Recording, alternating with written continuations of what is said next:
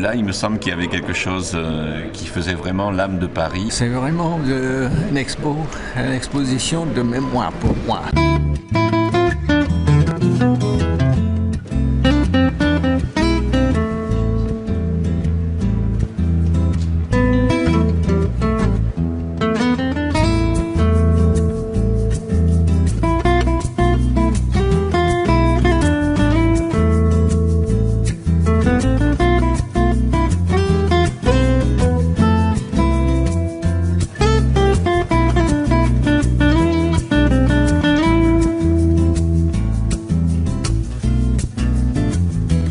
Je suis américain, je viens de New York. J'ai passé l'été de l'année 60 en France, à Paris.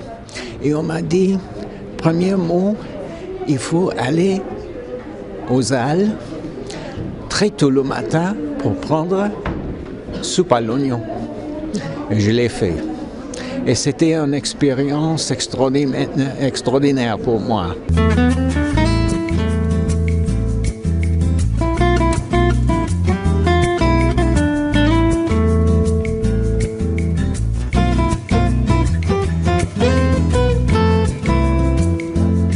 En souvenir de l'activité économique de mes parents. Mon père donc venait aux Halles pour se ravitailler et revenir sur son commerce qui était rue Saint-Charles. À travers de l'histoire présentée par Doisneau, qui aimait bien l'humanité, disons, de ces gens-là, mon père le reflétait, disons, à chaque fois qu'il nous parlait de ses souvenirs, disons, de son activité, de son travail qui était aussi très dur. C'est vrai que je ne connaissais pas du tout cette série sur les Halles, hein, et j'ai trouvé ça...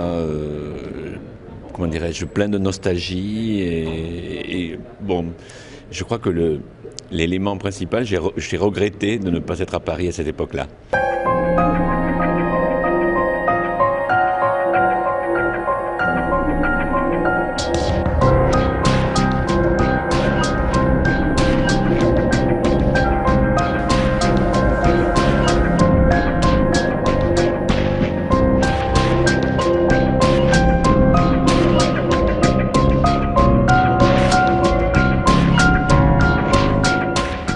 Ça a dû être quelque chose de très triste. Enfin, moi, j'ai ressenti la fin des Halles comme ça a dû déchirer le cœur des Parisiens, en fait.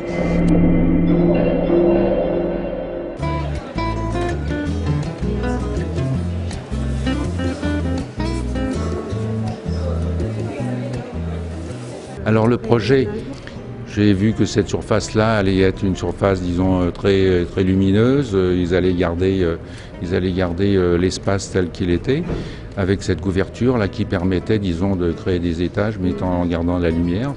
Il y a aussi un sentiment d'accueillir les gens dans l'espace avec les espaces de culture pour les arts, la musique, la danse, tout ça. Ça, je trouve très bien. J'étais assez surprise, mais agréablement. J'ai l'impression que ça va être beaucoup plus aéré, beaucoup plus ouvert sur l'extérieur. J'ai vu que ça finissait en 2014. Ça va être encore long. Mais enfin bon, je crois que ça vaut le coup.